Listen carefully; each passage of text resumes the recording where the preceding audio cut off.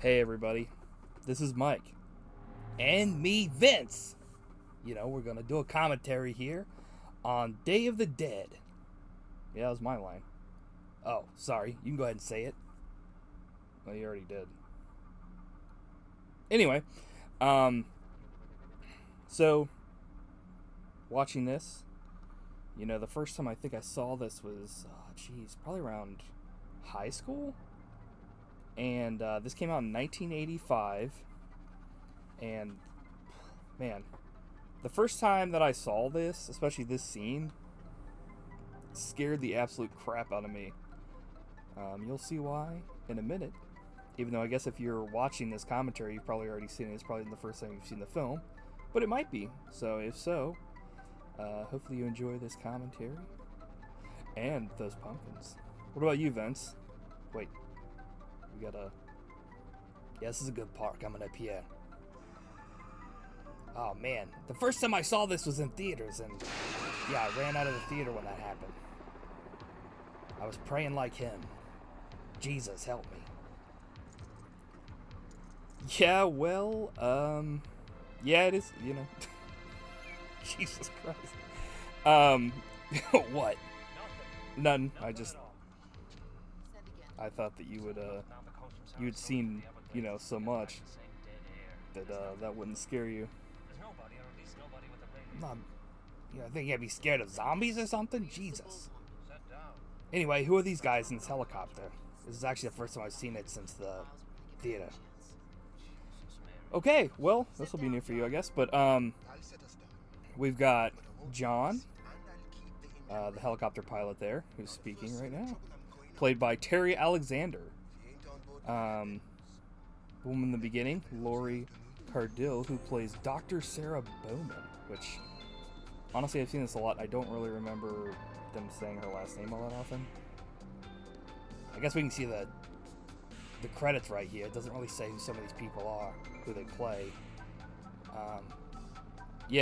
Jarlath is Bill McDermott. He is the other person in there besides Miguel. So this all started off with Night of the Living Dead, all the way back in the day, and then went to Dawn of the Dead, and now we have Day of the Dead. That's pretty much it. But having said that, do you remember watching those in theaters once? No. But I'm sure they were good. They were pretty sweet. Anyway, so this is kind of like night was the beginning. Dawn is still the resistance. At this point in the timeline, this is like, this film gives off a big sense of, as you can see, emptiness.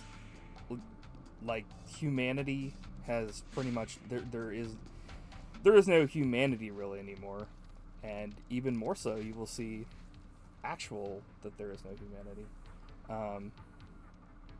Miguel here screams, hoping and praying that there will be survivors, but what he gets in return is not what he's hoping for. Now, on the channel we had done, plenty of stuff about Day of the Dead. We reviewed this film, reviewed the remakes and all that kind of stuff. We even talked about the original plans for this. Oh my god, that is nasty. And how this was supposed to be a bigger scale ordeal. Man, look at that, the dead walk.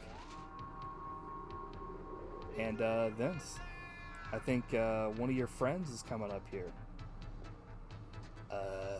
What? Oh my god. You know him? No. All undead aren't the same person, okay? Jesus. Okay, I was just saying. Anyway, so, the makeup effects in this are out of control. Greg Nicotero and Tom Savini as usual. They outdo themselves. And, just like, you know, yelling for anyone, and, all you get in return is, you know, this is like horrifying. I think I have shoes like that.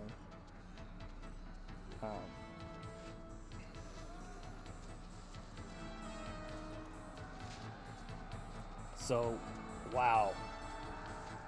Man, that's a lot of zombies. How do you think they got all those zombies there? Well, those are like actors, like in makeup. Oh, there's a lot of. So I want to talk about actually the music in this, like the soundtrack, for a bit. John Harrison outdid himself. I think this is probably, honestly, in my opinion, one of the greatest soundtracks to a movie of all time. It ranks up there with any of the stuff John Williams has done, Danny Elfman.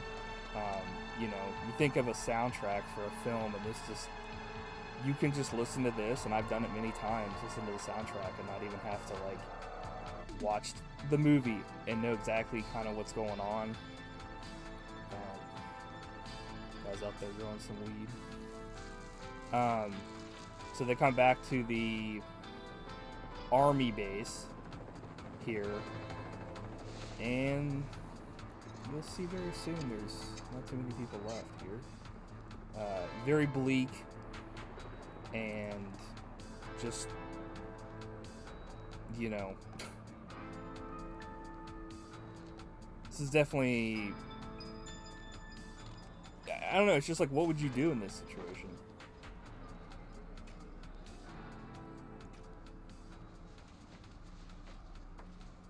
I don't know. It's hard to put into words, honestly.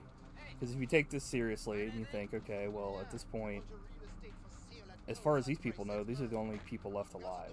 Because they've been doing this for a long time. You know, slowly supplies dwindle down, and all that happens is you just are met with more and more of these zombies. And, you know, you got some people that are like, you know, we're looking for a cure. Some people are just like, it's useless. Some people just want to live their life and just say, this is pretty much all I've got at this point, is just to live my life and live the rest of it to the full that I can. That's pretty deep. I mean, I guess I never really thought about it like that before, but this guy looks like he's going off the deep end here. Yeah, that's pretty accurate, honestly.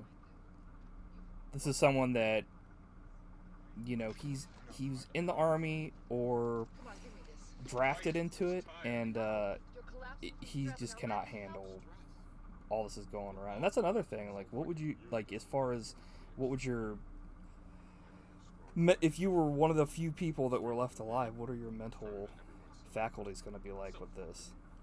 You know, this guy breaks down, other people step up, I guess is what you would say, and other people just won't say whatever. They're just like, you know, John is just like, who cares? You know, he's just gonna live his life. So, pretty much the whole Doom Society kind of thing.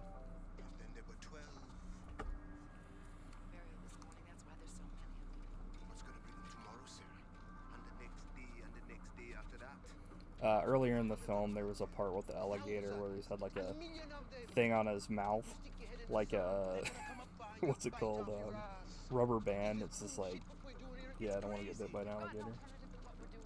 That's not that bad.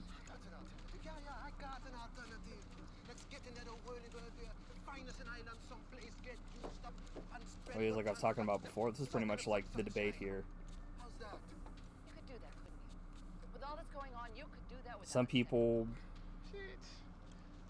you know, like John, he's just like, what's the point of all this crap? Because, you know, and we'll see a little bit later here, all those different ideas kind of come into clash, and you get to kind of see how that plays out. Dermot's looking around like, what the hell is going on here? You can see some more of the army people here. But coming up here, we get to see a couple of my favorite characters. Oh man, I can't wait to see who they are. Is it those guys? They're cool, but they're not my favorite. What'd you find? Nothing. Nothing? How far up the coast did you go? 100 miles each way. Jump in here, soldier. Gotta bring in 2 more dump So we've got Rickles What's left and to do? Steele. Steele played by Gary Howard Clark, and Rickles played by Ralph Romero. There isn't anyone else. We're it. These are kind of like the Bebop and Rocksteady of the movie here. I'll go. What's the matter with your friend there? There's nothing the matter. All right, let's go. So we got a little bit of a sampling of, we heard, okay, so Dr. Logan. Who the hell is Dr. Logan? That's what I was wondering. Who is Dr. Logan? What does he really mean? What are his motives? Is he in the film? Yeah, he's coming up here. But this is kind of our first scene of, you get to see these guys are off the deep end here. They've taken the military, and ratcheted up to like 1 million here. These guys are like taking this power fantasy to a whole new level. We get to see, science versus military versus civilians here, And in this situation, I mean, who's in charge? It's kind of like the military, science, should like the people that are in charge, should it be people that have the highest IQ? Should it be people that are able to kind of militarize and get things done in that way? Should it be done by democratic order? I mean, how much time do you lose by doing that? Or how much time, does it really matter? Because at the end of the day, with these numbers, even underground, you start to see there's a lot of zombies that they're everywhere. There's really no escaping them. Come on, you dumb fucks. Come on. So, Come on, you fish brace. What the hell's the matter with you? Scared. and the setting here. So we've seen, above ground, that's very bright, but the bleakness really sets in here in the underground vault kind of system here in the caverns, because there's really no escape. I mean, above ground there's no escape from the zombies, but down here, I mean, not only is there no escape from zombies, but if you don't like the people you're with, that's like, there's going to be issues, which we see coming up in the film here. But it's just one of those deals where, think about thinking about being around anybody for a long time. I mean, I feel bad for Sarah here. She's the only woman. These guys are, out of control. This guy shouldn't even be over here. He's mentally unstable. He needs some serious therapy, but there is no, there's nobody left to give the therapy. I mean, like, the closest thing they had to that is a couple people that aren't even, they're barely hanging on themselves. So, they kind of need every man, but that philosophy kind of ends up biting them in the ass. So they have to wrangle these characters here. Man, the makeup on those guys is freaking out of control, I gotta say.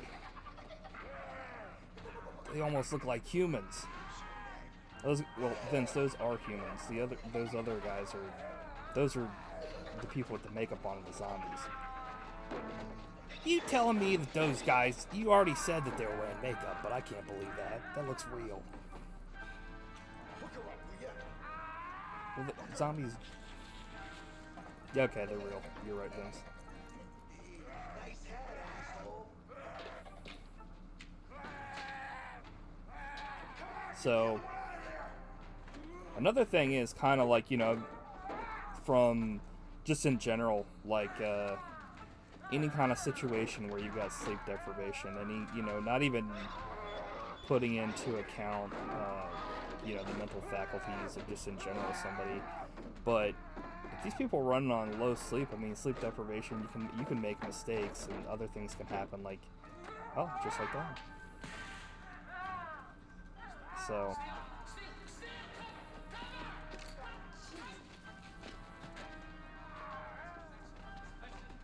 this guy made an honest mistake. I mean, he's running on not enough sleep. He needs help, and it looks like Steele's about to give it to him. Not in the way that he wanted or needed. You almost killed Rickles. Yeah. You almost This guy's going nuts. The Steele guy needs a major attitude adjustment. That's a light way of saying it, I guess.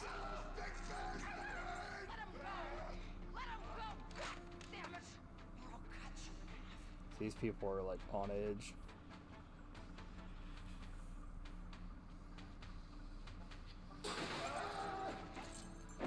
But I mean, this kind of shows off, you know, the strong female lead of Sarah here. I mean, I feel like this definitely is something that needs to be. Obviously, I'm not saying that it's not a thing, obviously. Duh. But it's always refreshing to see, you know, the female not only be the lead, but be a badass and taking charge and doesn't, you know, doesn't just take the back seat.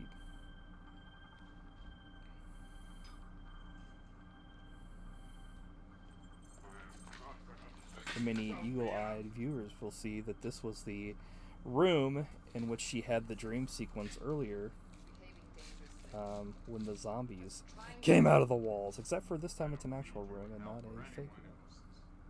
Well, I guess it's a fake room because they made it, but... Can you believe that? She made him look like an asshole out there. And a real piece of shit. What do you think about that?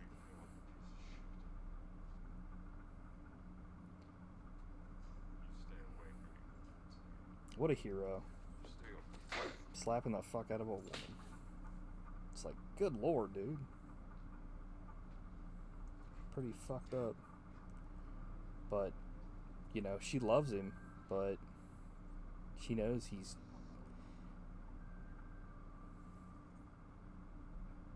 It's like he needs to fucking chill.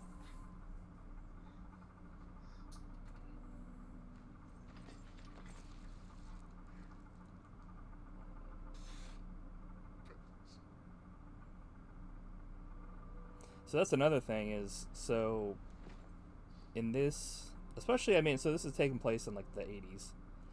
I mean, especially back then, but I mean, even in a situation possibly now, I mean,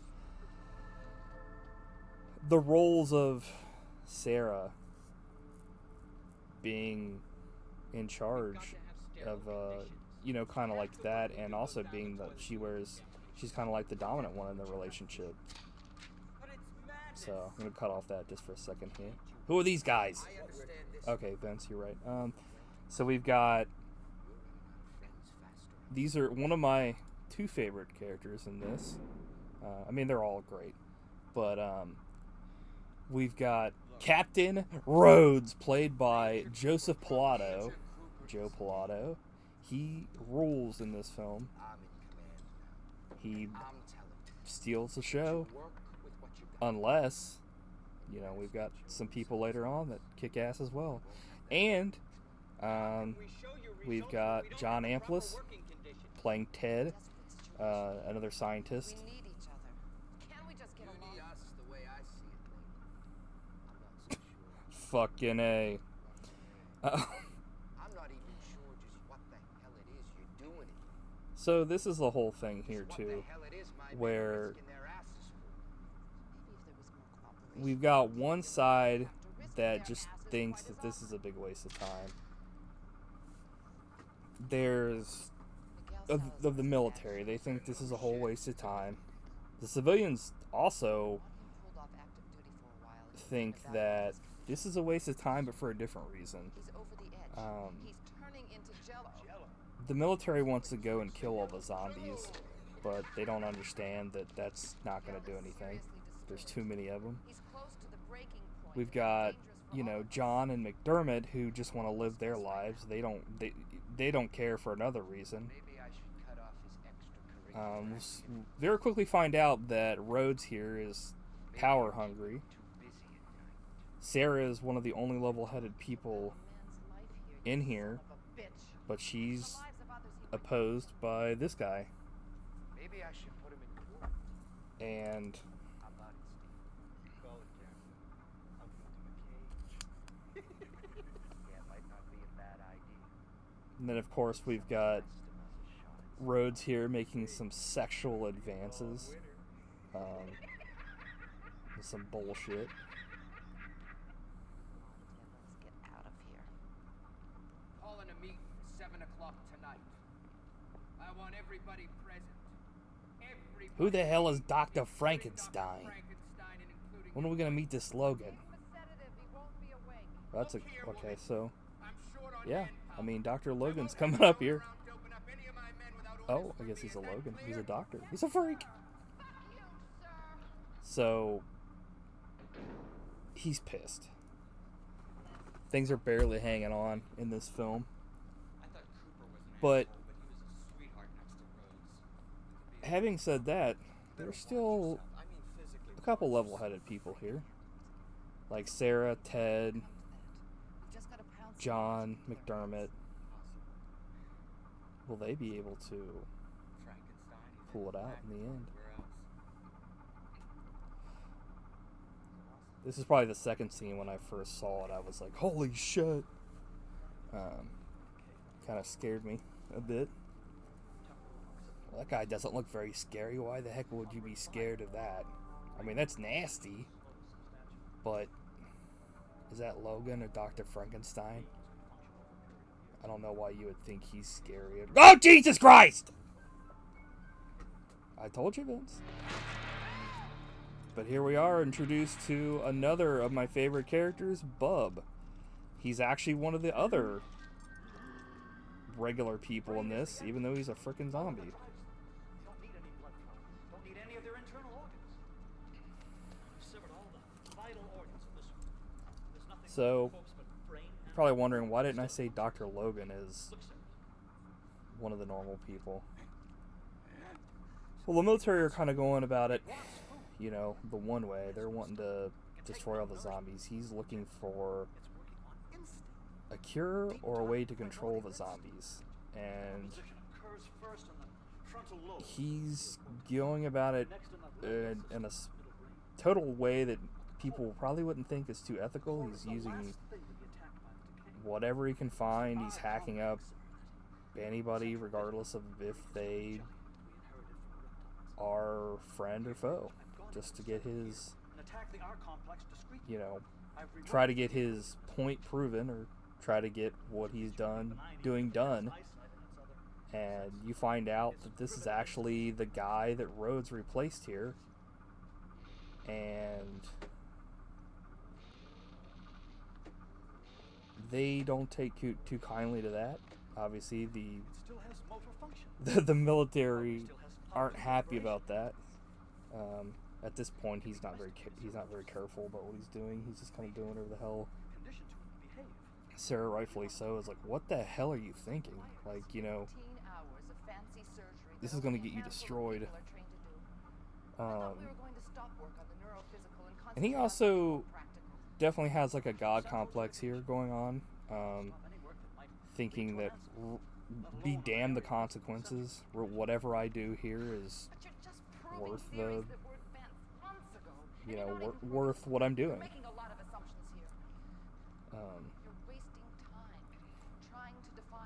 And I also, I mean, I want to praise everybody in this film. And just slicing up too many specimens. This isn't a very big cast for a film.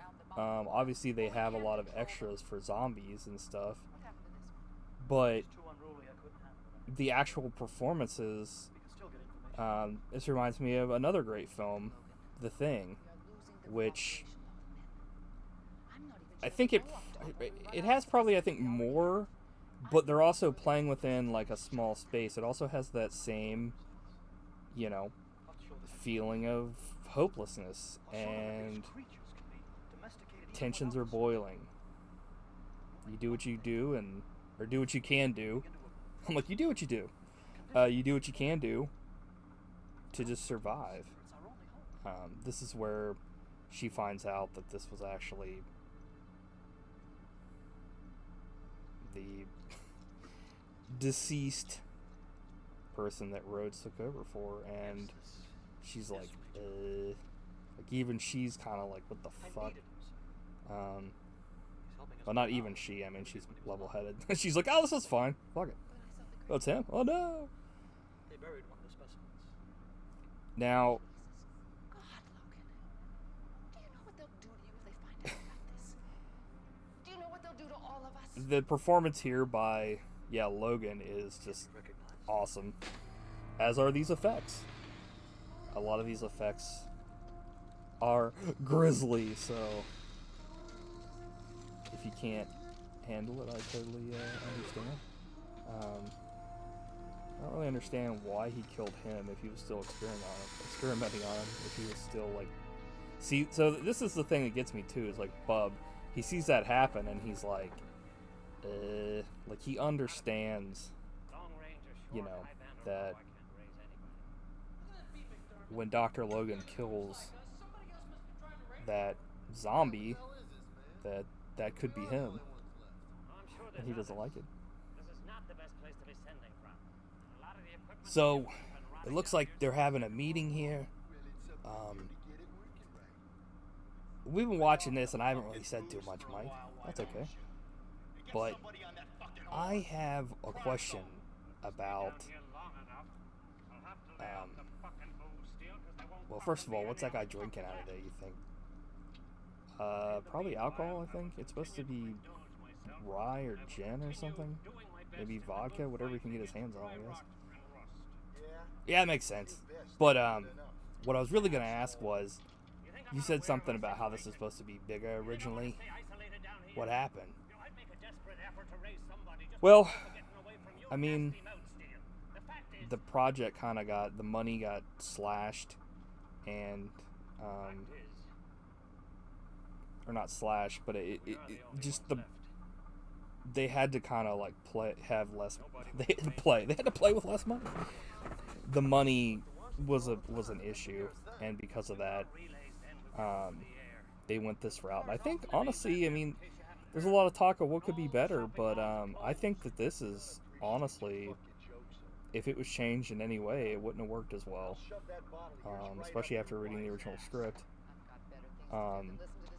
Original script was interesting, but I think this, it was more grand, but I think sometimes less is more. I mean, in horror, a lot of times too much can be shown. Too much can be shown to the audience or explained. In the Dead films, they never really talk about, you know, a concrete answer about, okay, well, why is this happening? The mystery is really, dude, this guy's going fucking nuts. He's like, yeah. The mystery is never really explained, nor does it need to be, but, you know, in the first film, they talk about, a satellite came down and maybe caused this, but, I mean, that's never a concrete answer. There's other answers that people talk about, like in the second film, Dawn of the Dead. When there's no more room in hell, the dead will walk the earth, so maybe humanity deserves this. It's a curse that something happened, and so much evil has happened on earth that it can't be contained in hell anymore, and so dead people are coming back. That's a more mystical, supernatural explanation. Since I took over. Steel? This is where the tensions really start to ratchet up for the first time. Rhodes is like, "You better believe I'm not fucking around now, Steel." And he's like, Like, you can tell even, like, you know, Steel and Rickles, they're kind of out there, but, like, nobody's more out of control than Rhodes. Like, he's power hungry, and he's got, like, a Napoleon complex, because it just seems like he thinks that anybody's fucking with him, he'll just kill him. And it's like, even his own man he's gonna kill. And here it's like, his guys are like, what the fuck? And he doesn't, like, Steel and her may have had differences, but he really doesn't want to kill her. All because she was gonna leave, because she thought this was bullshit.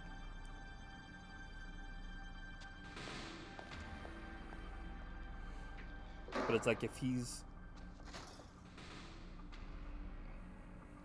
Anybody else have any questions about the way things are gonna run around? If I were those military guys right there, I would have just locked up Rhodes or killed him right here. Because, like, I'd be... These other guys seem pretty level-headed to a degree. Because it's like, you gonna kill your own fucking people?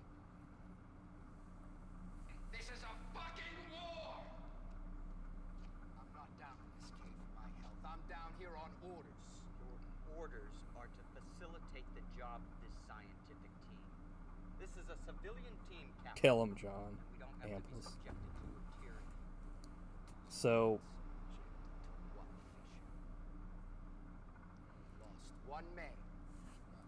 We've lost they're pretty much talking about Where does it say we gotta keep the those whole dumb fucks thing of, like, is this stowed away even we worth sleep? staying down here for? So Where he's does it kind of say on the opposite anyone thing but side shoot of the what mothers in the head? John and McDermott are, where it's like, you know, he's like, let's get out of here, this is bullshit, why are we even supposed to do this?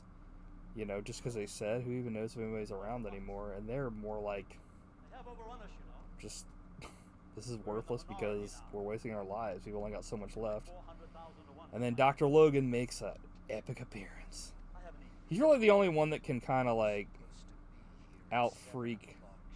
Sarah told me I'm Out-freak? What the hell? Listen, egghead, let me bring you I mean, up out, to date you on know, what's been- let me- Excuse me.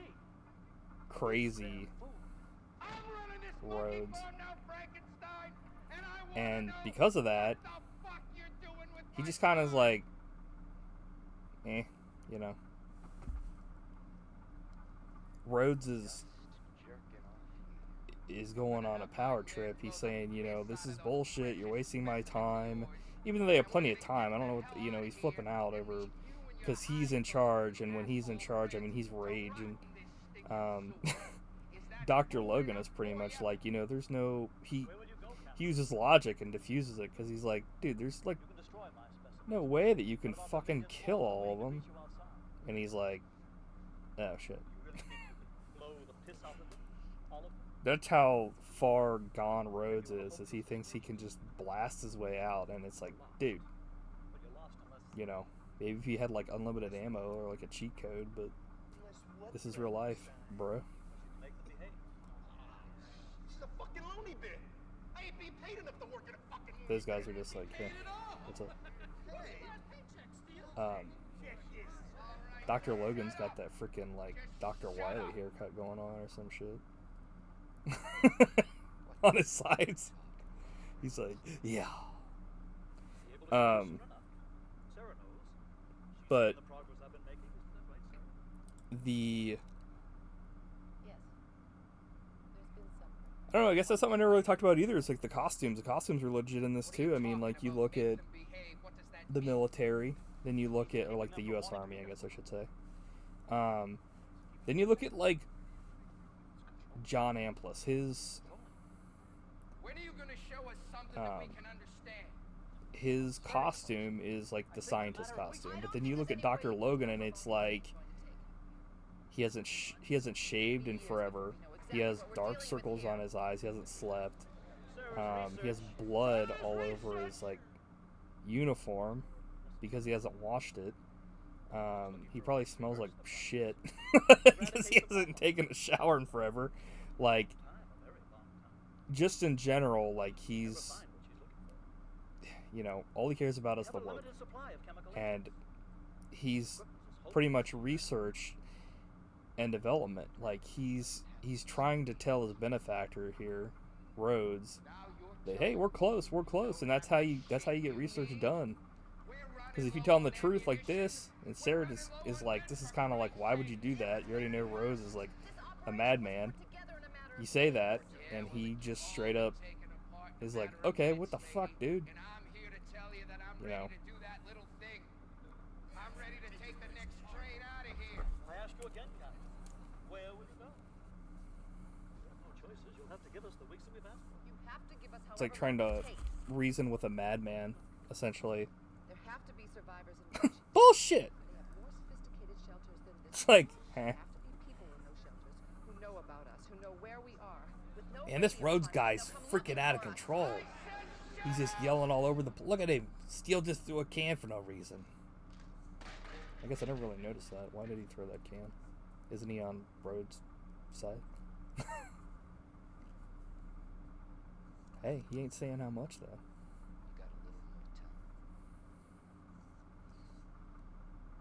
You got a little more time. McDermott's like, okay, so why is McDermott, like, seem like he's like, shit. It's like he's not doing any of the freaking work Nothing happens as far as around here research. without my knowing about it. And anybody fucks with my command, they get court-martialed. Dude. They get executed.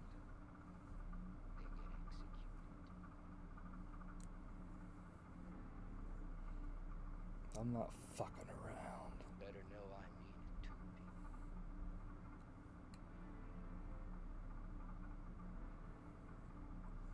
He's like, tee, I don't have to worry about anything. I didn't do it. He wouldn't have done it. I can't believe he would have done it. No, you wouldn't have done it. You would have had Steele do it. Can't be that inhuman. No. He's human. That's what scares me, you know. Won't you be? I gotta talk. I'm like caught up watching this film for the 100th time here. This music just, it works so well in all the right places. It's like right here when he's talking, you know. Essentially it's just like, it doesn't really matter to me because I don't have to, you know, he's not gonna mess with me. Maybe if we tried working together, we could ease some of the tensions. Everybody wants their own thing out of it. Well, that's the trouble with the world, sir. Pretty much. People got different That's the ideas thing. concerning what they want out of life. Like you said, everybody wants something different. That's why there's conflict in the world. Now, what's going on here? You know, what's he doing?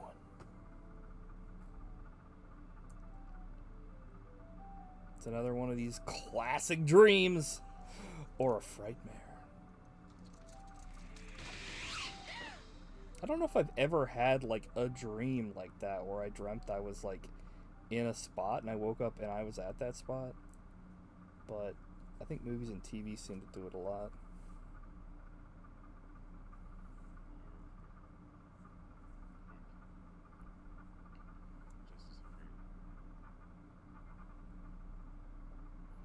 He's like in a white room with a black curtain.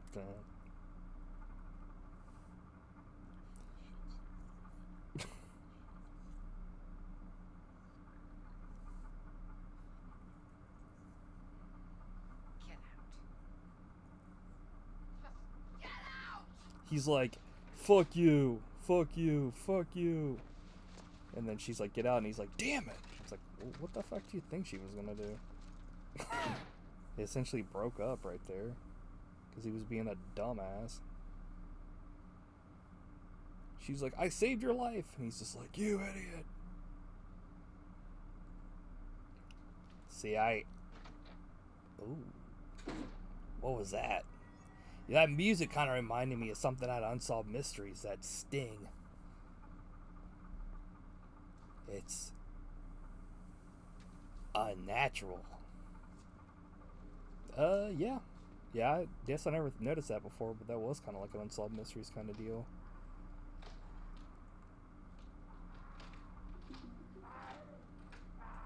That guy's going nuts in there. He's like, yeah!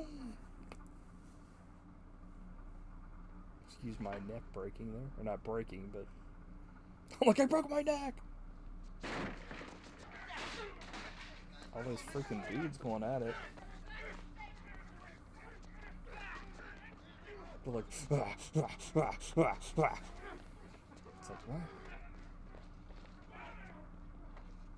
I'm all right.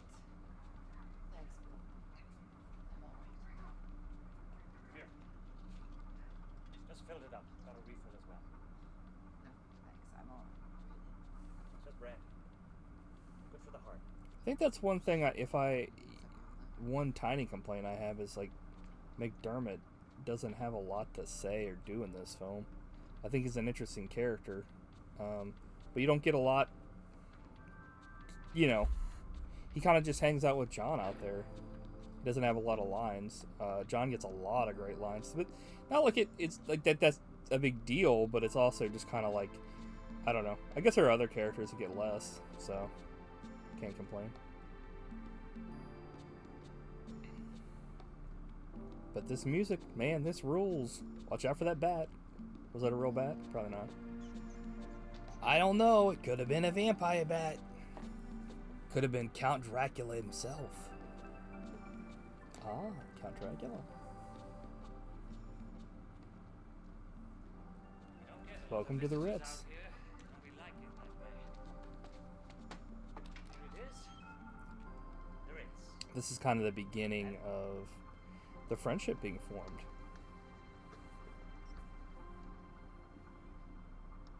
He's like, eee. John's probably out the back. Another thing that kind of is, I guess, sad is like you don't really see practical. I mean, practical effects you do see, but just not as much anymore. It's just, Welcome to civilization. you know, you see a lot of CG. Nice. I just kind of wish that they would do more stuff. Greg Nicotero, and I mean, I guess The Walking Dead did that. They did do CG at one point, but Not a bad idea. the zombies kind of take over We like to live dangerous. through That's a laugh. I haven't seen you do anything the dangerous. effects and stuff, and that's what really brings them to life and lets them take over is the practical effects. And it's not even really about the zombies, I guess, in this. It's more so about the people and all that. But I mean, if you're gonna do zombies, might as well do it right. Better do it right.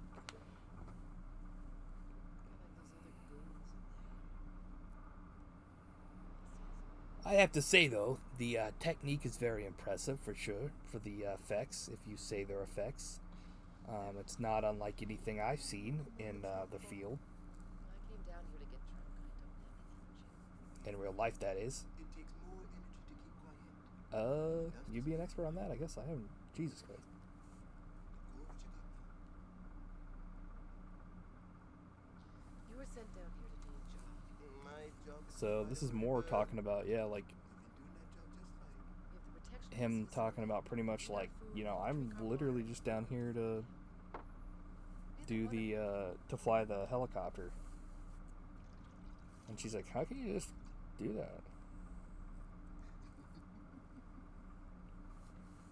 But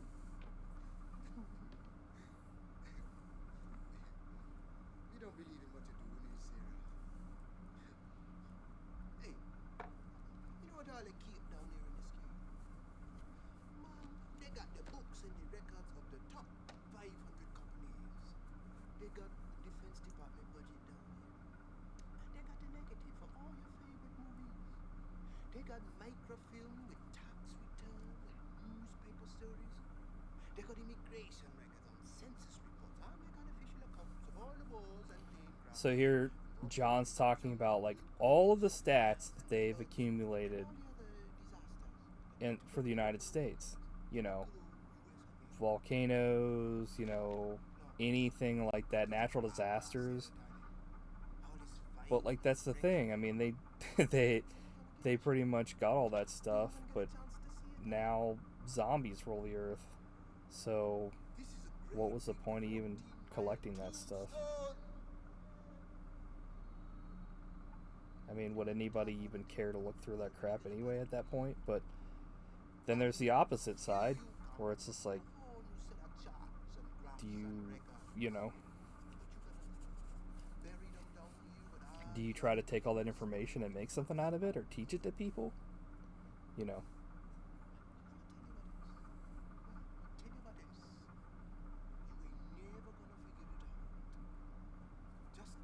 It gets really philosophical here.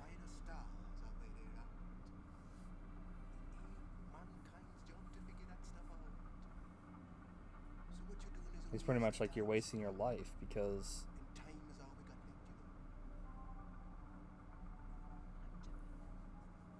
you know, he's like, you need to enjoy your life, or what you have left of it.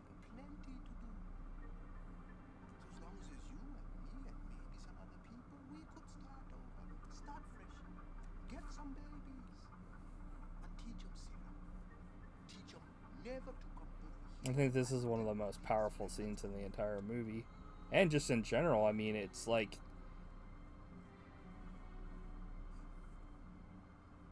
what, is it worth keeping records? I mean, not is it worth keeping records, but is it worth obsessing over that? Or is it better to just live your life?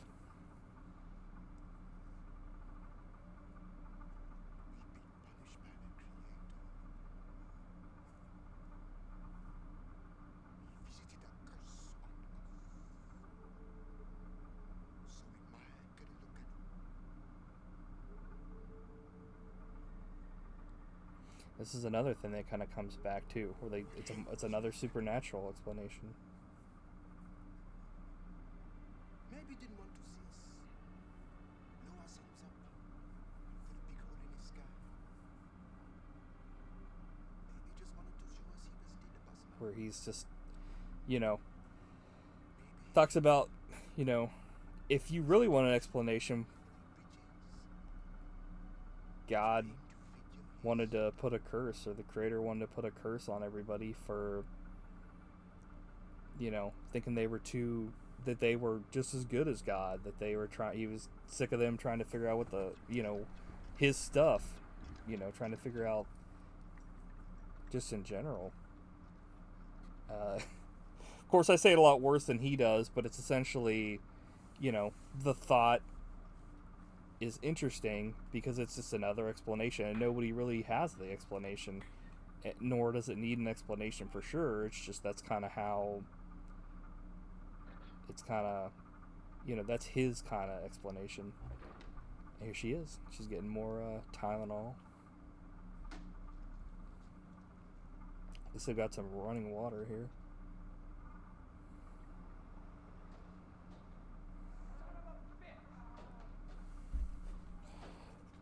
Damn it! No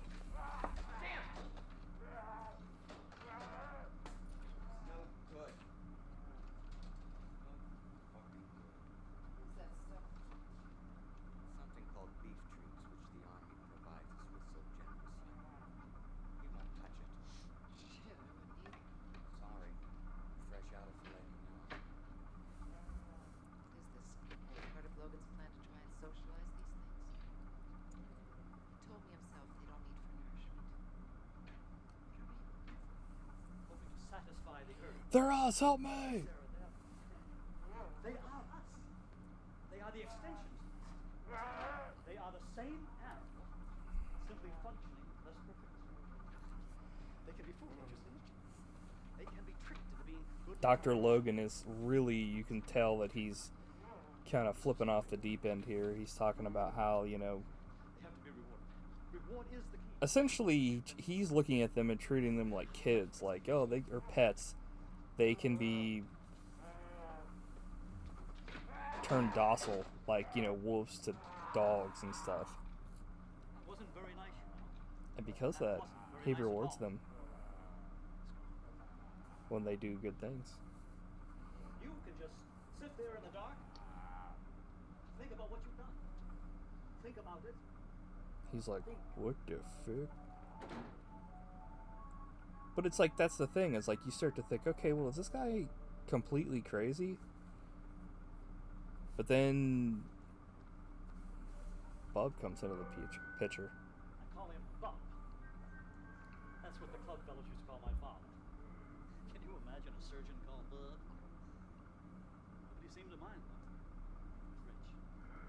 Father was rich. See, you can kind of tell coming off that, Logan, in his previous life before all this, Dr. Logan did research, so he knows what it takes to tell people what they want to hear to eventually try to get his results.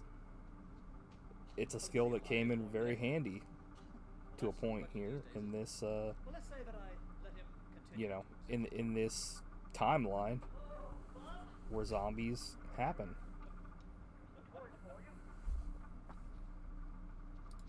Nice things you play with. So Bub here is played by Howard Sherman, or Sherman Howard, depending on the IMDb listing.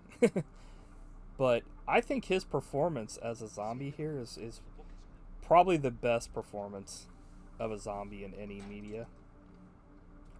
He's so good with what he does, and just in general, it's like the small little things he does, or small,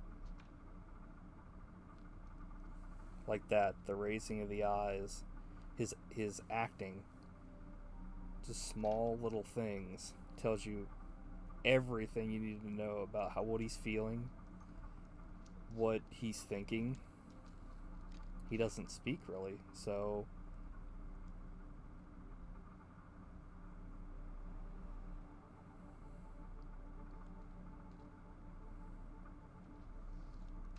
and this is his star pupil. Here we go. Salem's Lot by another master of the horror genre, Stephen King. Apropos.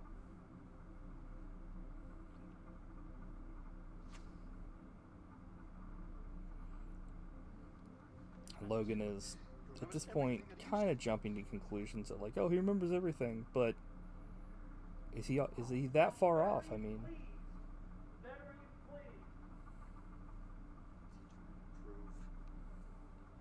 I saw one of those things sitting in a car in D.C. trying to drive down Independence Avenue. Didn't make me want to be its friend. It's not what this one does, but what he doesn't do. What do you mean? He doesn't get excited, doesn't get agitated when Logan walks in the room. He doesn't see Logan as Lunch.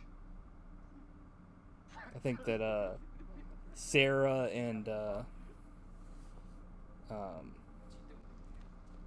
Ted make a good couple. They're cute together.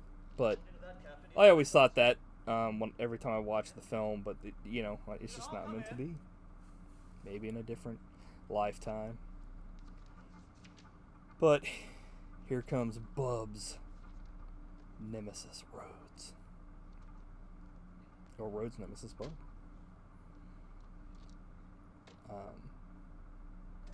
I've definitely dressed up as Bub before for the podcast.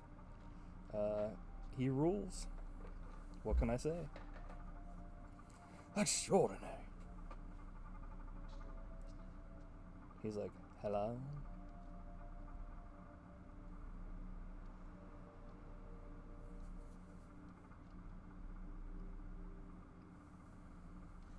That's right. Say hello. It's kind of interesting that, like, Rhodes is actually taking this seriously. Say hello to your Aunt Alicia. Say hello, Aunt Alicia. Hello, Aunt Alicia. Hello. He's almost talking, and then Rhodes is like, what the fuck?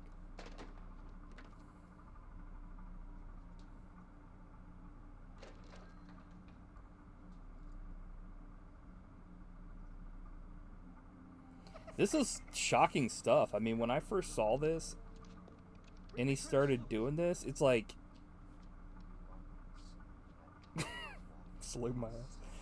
It's like, up until now, we've only seen zombies behave, you know, just as killing machines. There are ones that are smarter than others to a degree, but this is like something new. This is like a zombie that the only reason why they're treated differently is because they're a zombie. I mean, this is just like a human. Well, I guess they're all humans, but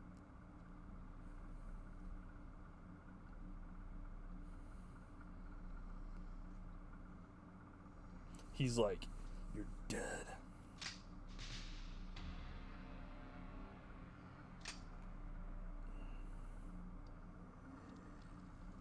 It's empty, Ken. Saw the bullets come out. Let's see what he does. Let's see what Bub does in this situation. Jesus! Yeah, I remember the first time I saw this, I was like, holy shit, he was gonna fucking kill Rhodes.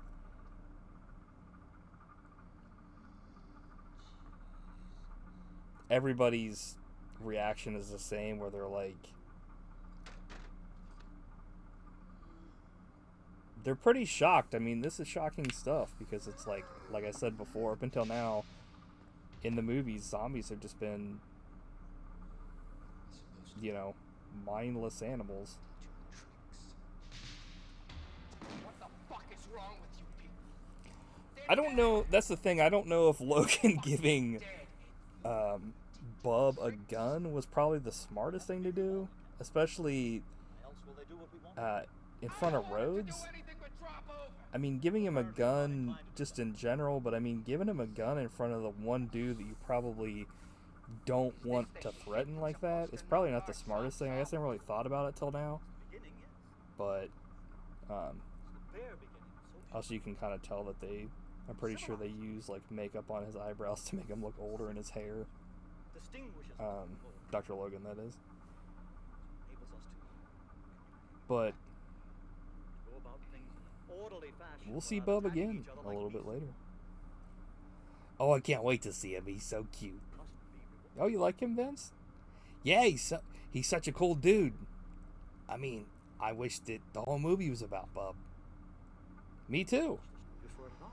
He rules. More corralling of zombies for Dr. Logan's experiments here.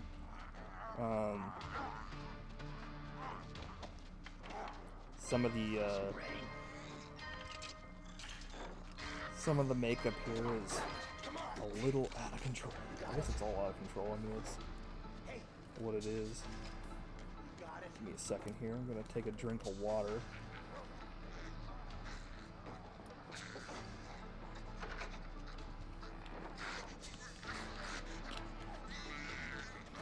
Excuse me. So, that time it definitely wasn't his fault.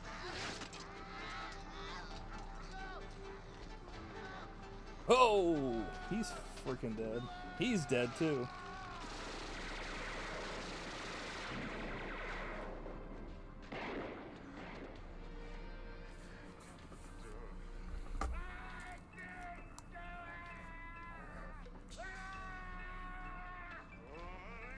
See, like, he goes nuts for like I would say no reason, but I think it's mainly because he has to show to his army friends that, like, he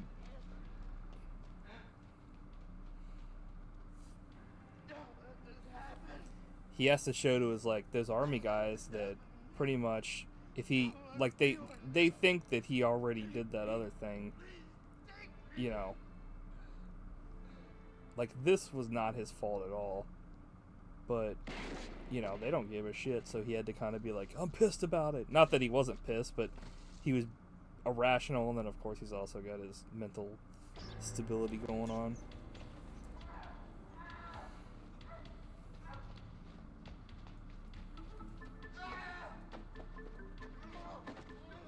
I'm dead. That's one thing I think that, like, you talk about, like, in So, like in The Walking Dead, which I guess, you know, George Romero's not a huge fan. But in that media, if you get to it quick enough, like there are people that have cut their arms off and are fine. And, I mean, would this work? I mean, would you get it before the infection? But I feel like you would have to do it like instantly. You get bit and then you'd have to cut it off like right when it happens, because your blood is gonna pump that infection through your body like pretty quick. Not really a spoiler. Most people, like I said, have seen this, but this does not work. He starts to, well, I mean, that's the thing, is who knows if it worked or not, because, what ends up happening, he does on his own. But like, would this work or not? See, now we got problems. Because now they're involved. She came to him because, well, I guess he ran that way. But, Steele's coming over here. And then we've got Rhodes. They want vengeance. No. I amputated the infected area. They want to kill him as revenge then, I guess, right? Yeah, I mean, it's like I didn't. I'll shoot him myself. they're looking for any kind of retribution, even if it wasn't his fault. Now we've got like a standoff here, and I think those are the last 3 military guys left. To make this happen, man. Pointing guns at each other, We just lost 2 men because of this motherfucker. That kind of evens the odds between us then. You can also tell that guy's a bad guy because he's a racist. I got the infection in time. That's bullshit, lady. He's seen 1,000 people be infected? Jesus. If he dies, I'll destroy him myself. Unless he gets you first.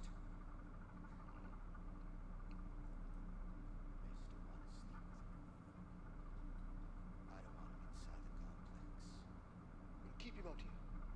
With us. He's starting to think about it. He's like, I don't like these odds.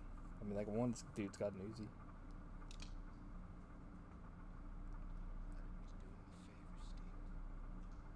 think he wants to walk around after he's dead?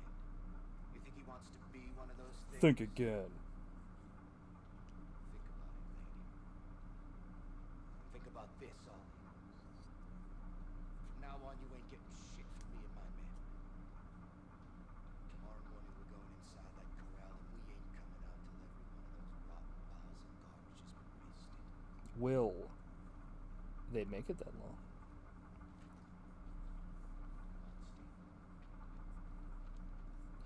I'm just mesmerized by the acting. I apologize if I don't talk sometimes. So, what was I gonna say?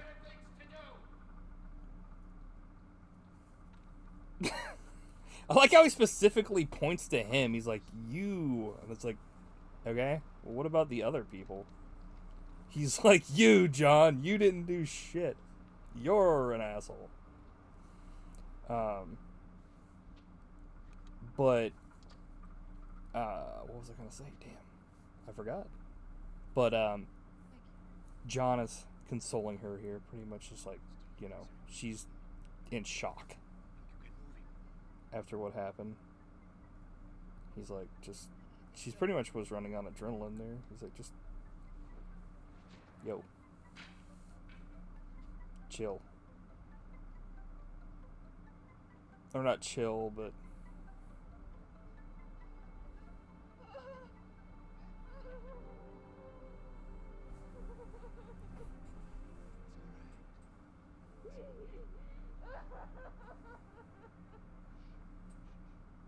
she's finally breaking down.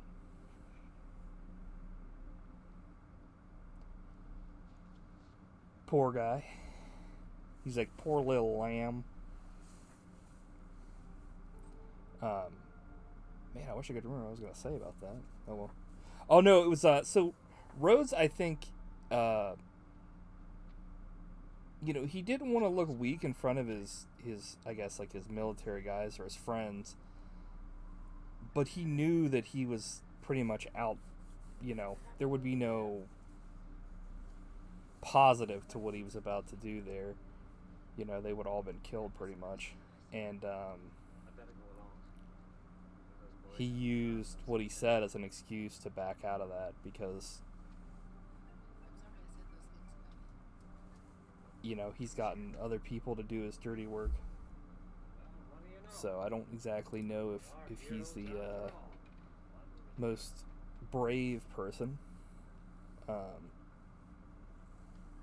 I guess he didn't have to be brave to be in charge. He kind of just came to him.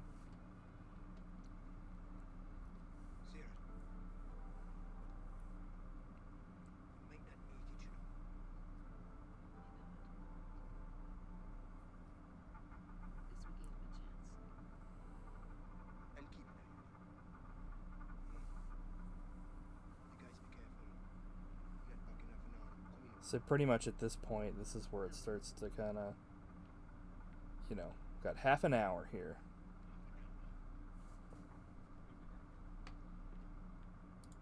We get to see some more awesome props here by, see, like, what is that? Like, that's supposed to be a zombie, but it almost looks like an alien or something. But it's just more... Yeah, it's like a freaking... It's out of control. But, man, I wish I could remember what I was going to say about that. But the effects, it's just so... Like, look at this. This is just so cool. It just looks like what it's supposed to be. And it just... Like all those weird skulls, like... the freaking animal stuff, like the mummy looking thing or whatever the hell that was.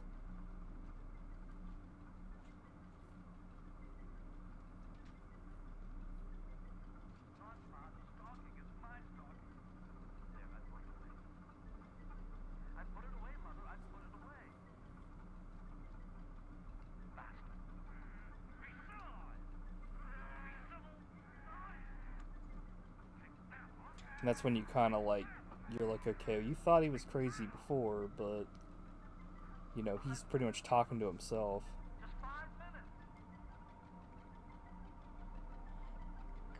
And the guy that just got killed, he pretty much is experimenting on him.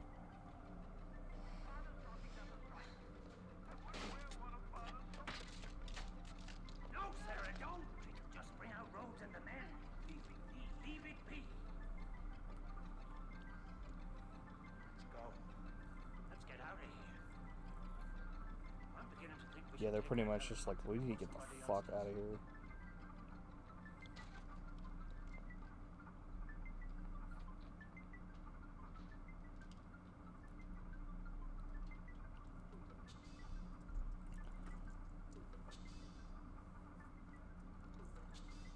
Now, keep this in mind, after all that you just saw, you know, what is about to occur here can be nothing but pure evil.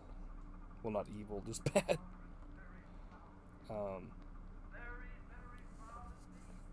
Here's some more awesome stuff with Bub. You haven't really been talking, Vince, are you? I'm just enjoying the film. I've never seen this before. Like I said, I ran out of the theater, and I'm really, you know, I'm just happy to see Bub back on screen here. Yeah, I mean, saying that, it's like this scene is gonna be, you know, I guess this isn't a spoiler. You know, you've watched this film before, but this is just so awesome. His face.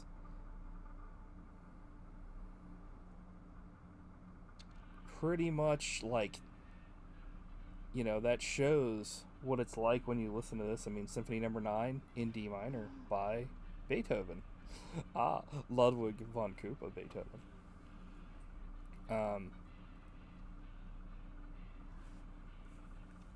It's just like his acting by him, he's just like, this is bullcrap, where's the music?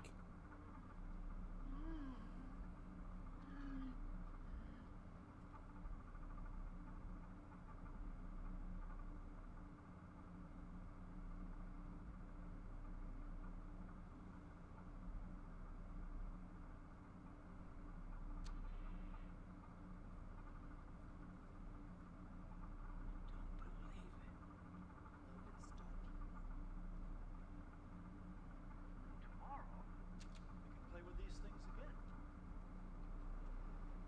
Now it's time for your reward. Good. I mean, this kind of shows here at the end of the day. I mean, Bob is still a zombie after all. What is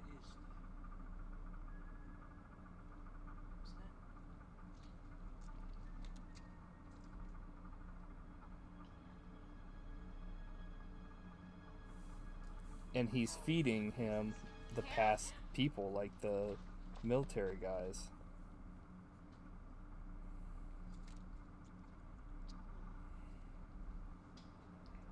What are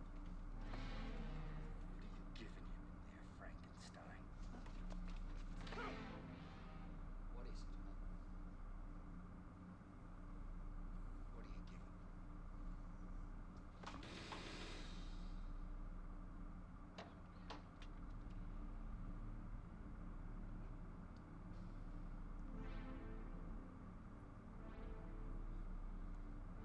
No, you must listen to me, Captain. You must listen. Listen to this. So I think other people have brought this up, but I never saw him get shot in the head there, so I always thought that he would come back to life. But sadly, you never see Dr. Logan again in the series, so maybe he's just gone forever. I understand where Rhodes is coming from. I think at this point, though, it's kind of like, me personally, it's like, you know, it's kind of beyond, you know, burying people and stuff. They bury them and stuff, but I think it's kind of out of, you know, obviously their beliefs and stuff, or just, you know, what they're accustomed to. I mean, I don't know. That's the thing. Is like, if it served a greater purpose, would you be like, yeah, go ahead and take my friend or my, you know, wife or husband or, you know, whatever's body and use it in that way, if it was serving some sort of greater purpose where it just they ate it or, you know, served it to somebody? It's like, you know, pretty fucked up to do, but, you know, guess that's just how it is. I was about to say, oh, why is he pissed off for? I mean, not a big deal. Hold it right there. Frankenstein's dead. Scum. He's like the nicest guy there. Scum gets it next unless you throw your weapons out right now. Means it, Johnny. He killed Logan in cold blood. I killed Logan because he was a butcher. Jesus.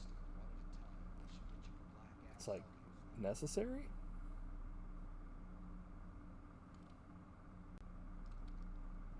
John's freaking packing, man. He's got the pistol and the Uzi. Not messing around.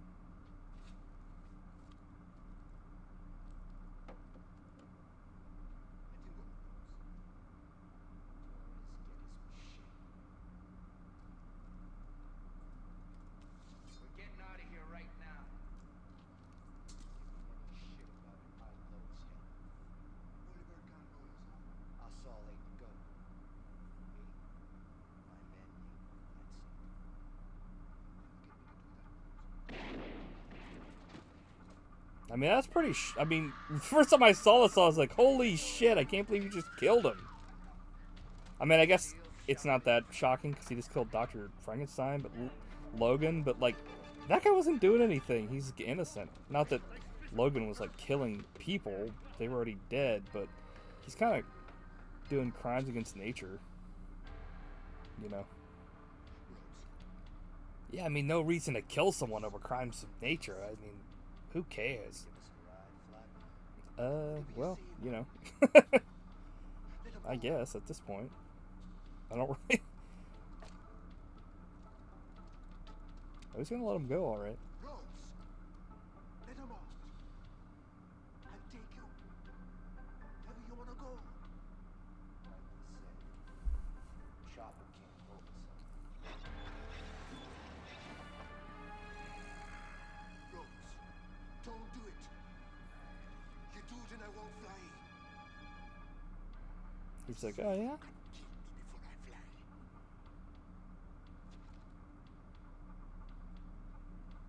Let him out. That's the deal. I make the deals around here. Not you. Now you get your shit together, whatever you need. Outside of the back there? Oh, we can't go back there without guns. Can't stay here. then. Jesus, Mary, and Joseph. Jesus, Mary, and Joseph. We need his ass. Don't shoot him! We need his ass.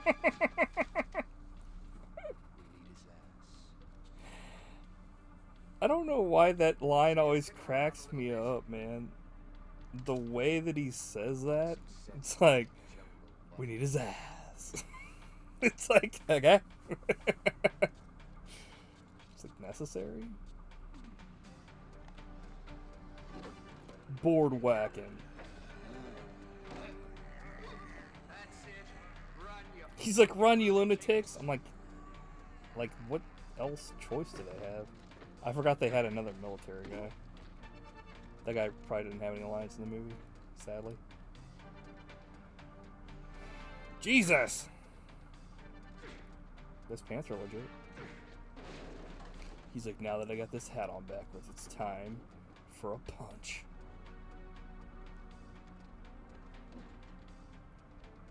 He's freaking like Popeye in it. You're gone, Flapper. Let's go.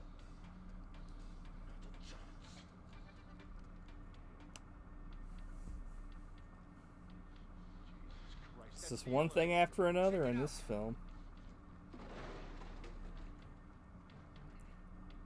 So earlier I was talking about that. I mean, this is where it's not known if he would have turned or not because you never get a chance to really see it. He's kind of made the decision that he wants to go out on his own terms.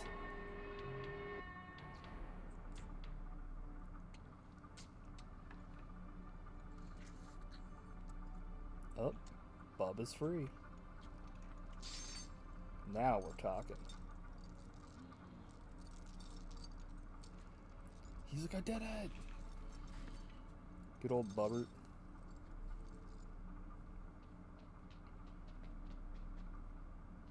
This is like freaking nightmare right here. Jesus. Rock slide. Can't get through.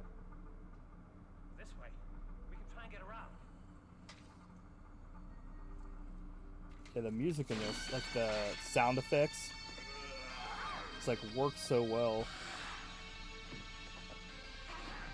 Man, it's a freaking miracle nobody got bit here during this part.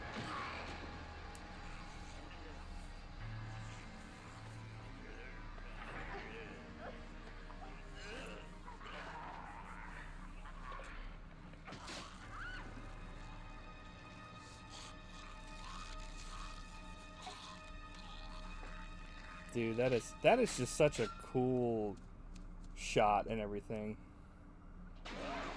Rip.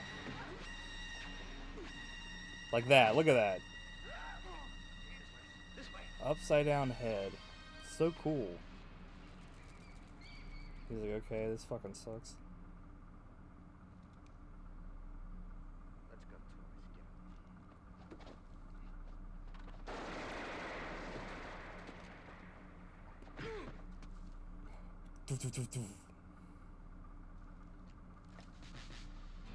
He knocks out Rhodes and he's just like about to cry.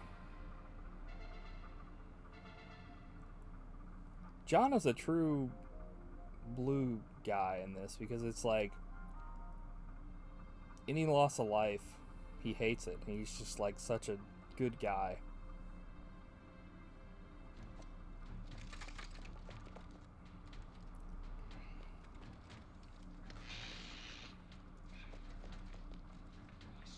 Somebody took this apart. Mainly the controls up on the platform, the hand box. Like there's not a bad bone in his body. Rickles, Fix it. Fix it. Can't you fix it? That fucking stick that did this. Fix it. Come on, man. Fix what? Fix the box, man. Come on, fix it. Fix what? What the fucking guts out of it, Rickles? I can't fix Get it. the book here, man. We can fix it.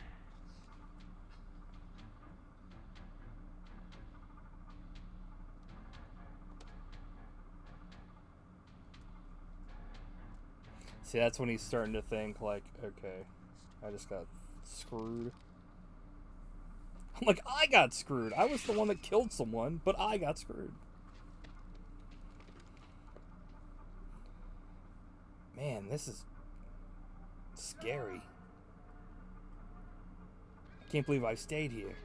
Well, I'm here with you, Vince. Don't worry. Don't worry. It's just a movie. Don't worry.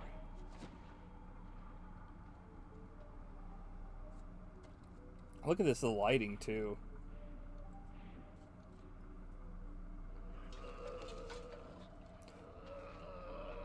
That always makes me laugh too. Let's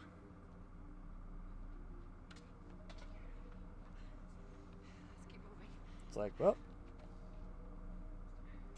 he's been drinking the whole movie and now he's out.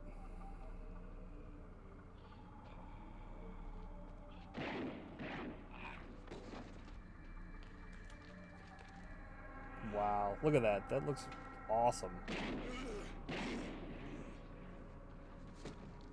Watch out behind you, it's Uncle Fester.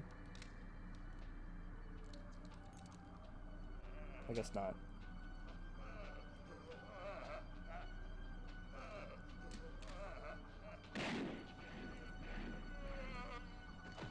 So, we'll go back to Miguel, what he's doing. He's just thinking, you know, about his life and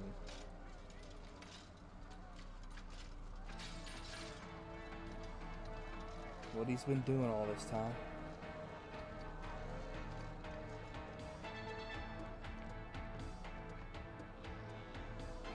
Of course, that's another thing that's cool about the Romero zombies. It's like everybody was doing something when this happened. So it's like, you know, you have somebody that's dressed up as a clown, somebody that's like a cheerleader, somebody that's, you know, baseball player, people in just regular clothes. It's like,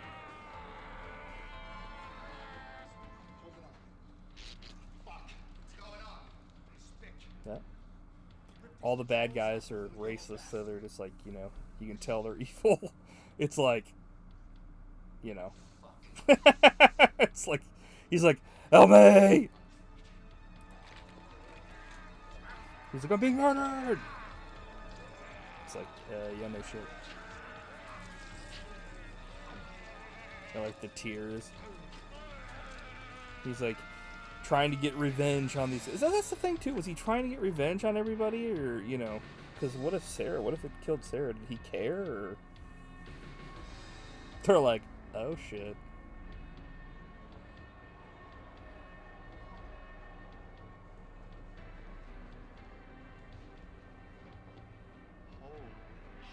Holy fucking shit, that guy. I think there's a thing here where, like, somebody... No, I guess not. I could have sworn there was a part where somebody fell off really far up, but I guess that never happens. That guy's wearing a mask. Rhodes, see the ultimate coward. He's like, bye.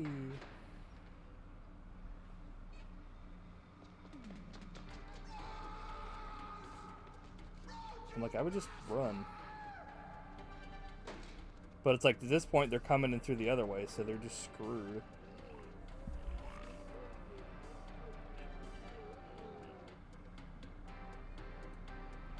His face, he's like, eee.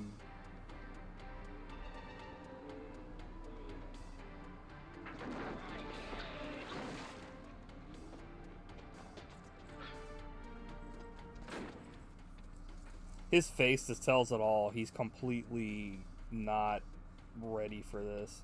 He's a complete coward. He left his, like, men to die, essentially. It's like, see, there's no shot in the head there, so he should come back to life.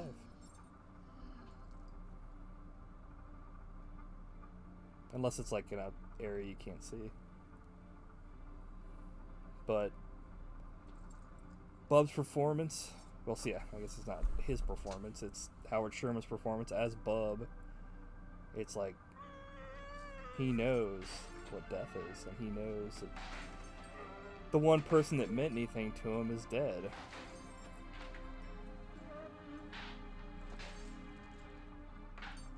And it's just the complexity of a character like that, where it's like, now he wants revenge.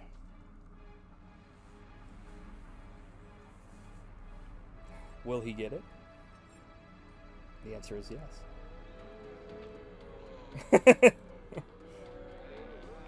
Yeah, so ever since like Dawn of the Dead, I guess they've always been this color, like blue and green. But in Night of the Living Dead, it's black and white, so you can't tell. I like this, where the guy's like hiding behind a pallet from like hundreds of zombies. It's like, okay, like what did he expect was gonna happen there?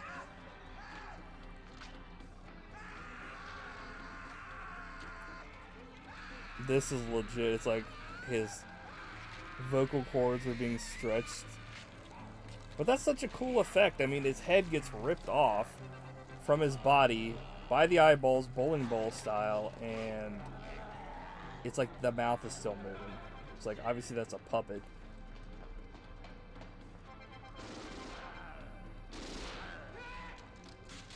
This guy kind of goes like Joker style here at the end. He starts laughing and stuff.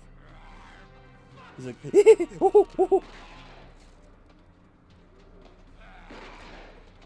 like he's shooting them, but not even in the head. Like, I think at this point he's gone like crazy. Because, I mean, what can you do at that point?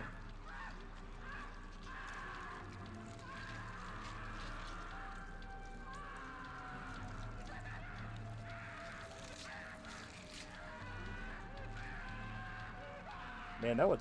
I was gonna say that would suck. It's like, yeah, no shit. But, man, can you imagine that? I mean, being just pulled apart or something like that. It's like, man.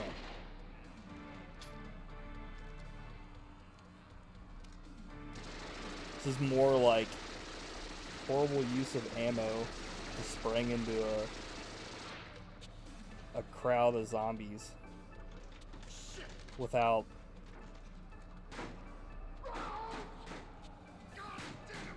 even aiming at heads or anything.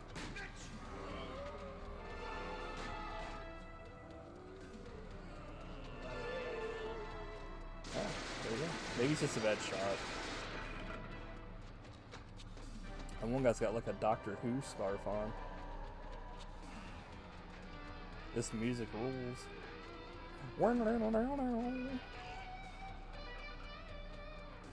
How come there's no skeleton zombies in this? Well, there's a couple in the beginning of the film, but I mean, I guess there were more just skeletons and not zombies. Yeah, I guess you're right. There's a clown.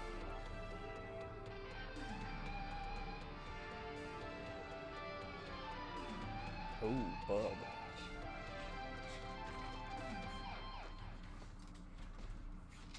See, almost freaking hit him. Good lord. Bub is a great shot.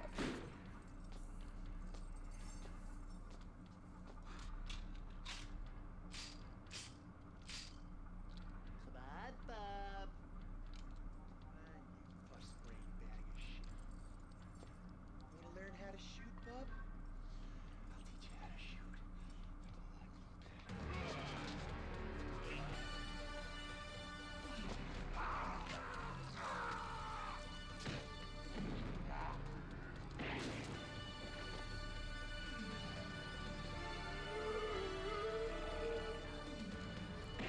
See, at this point, he's thinking, okay, well, I don't have enough bullets for all these dudes, and I don't want them to rip me apart, so he's religious.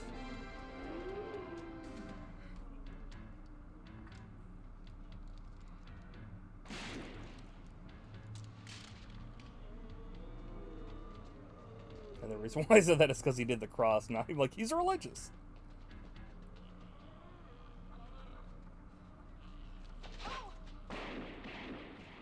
There we go.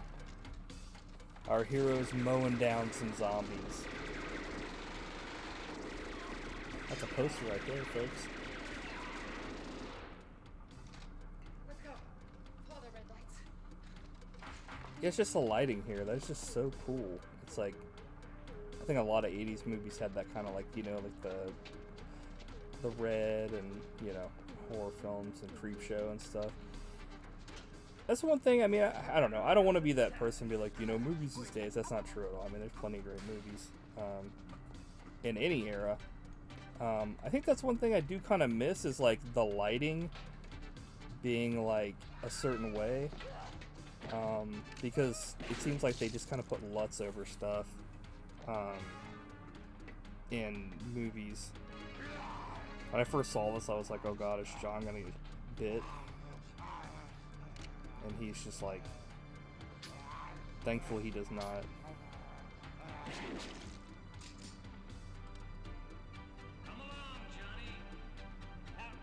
This music rules. See, he's just like, that's enough killing. Climbing out of an old missile silo.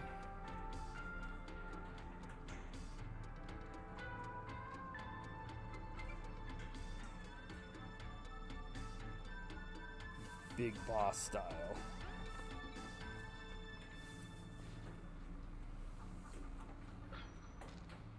Oh, we got the standoff.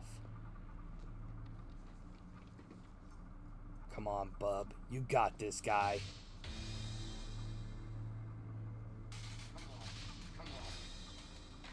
Oh, yes. Yeah, I told you. This movie's great, Vince. Wish I would have stayed back in the day. I was just... that beginning part just scared me. It's okay. Come on. Let's get him, bub. This is probably one of the most satisfying things ever for a bad guy. I mean, he's been a total dick. You know, it's like the slow, agonizing defeat of Rhodes. The coward, the asshole, the piece of crap.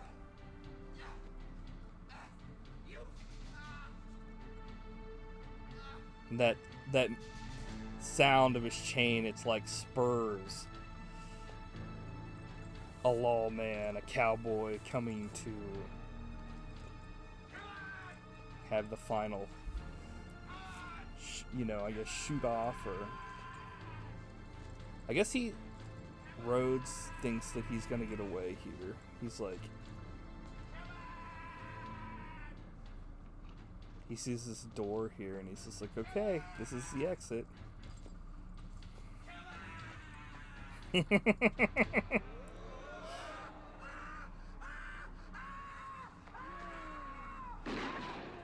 The zombies are like, eee.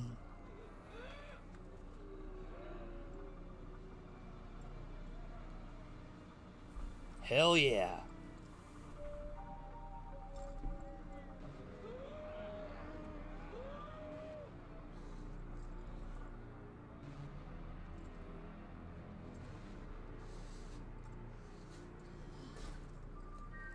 So, fun fact about this, when they were doing that, they used like real pig intestines, and they like rotted in the frickin' freezer, or like in the, I guess the, what's it called, the refrigerator got unplugged or something, and they like went bad, and so when that opened up, it was like the worst smell ever.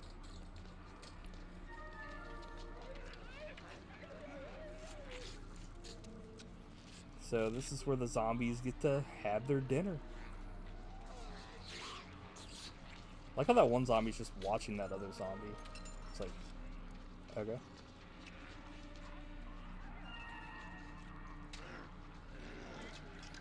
They're fighting. Like, come on, give me some of that.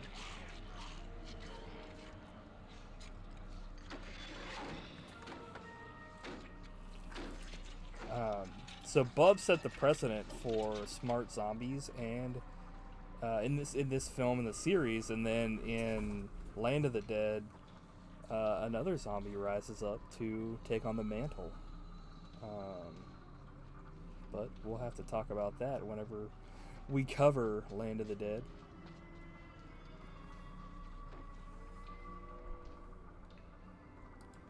So our heroes are finally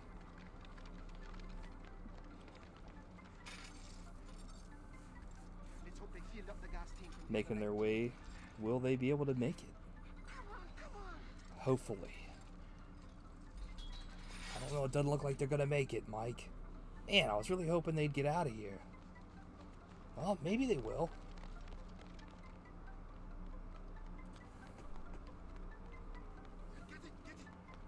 It's another dream. They got me again. Yeah, so you know, they're on the beach here. Is this a future for them? Is this just a temporary lull before, you know, something bad happens? Or, you know, this makes you think that there could be a good future. There's zombies in sight. They're fishing. It's just so upbeat. Especially, you know, after Night of the Living Dead. Dawn of the Dead kind of had a similar thing, except for they never show where they go at the end.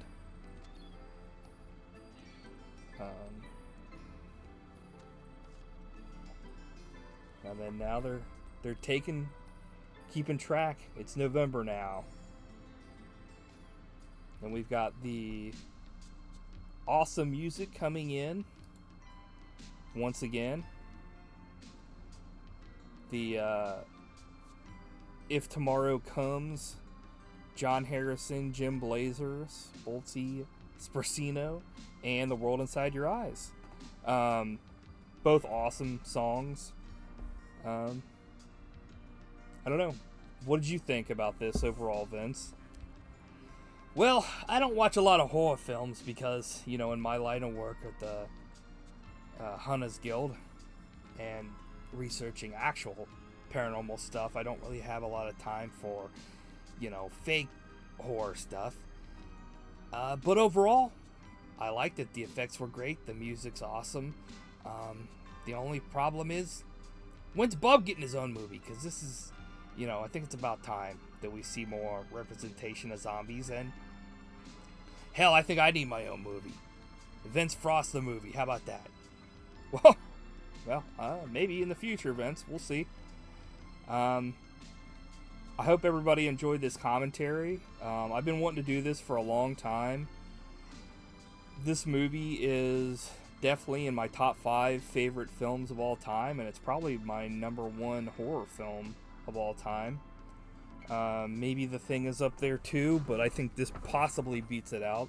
I've seen this film so many times, and I already want to watch it again. And I hopefully me talking about it has made everybody that's watched this commentary they be interested in watching it again, or maybe for the first time without the commentary.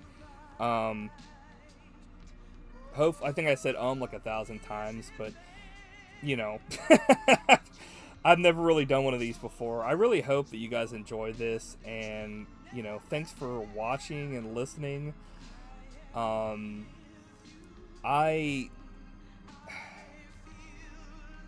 wish that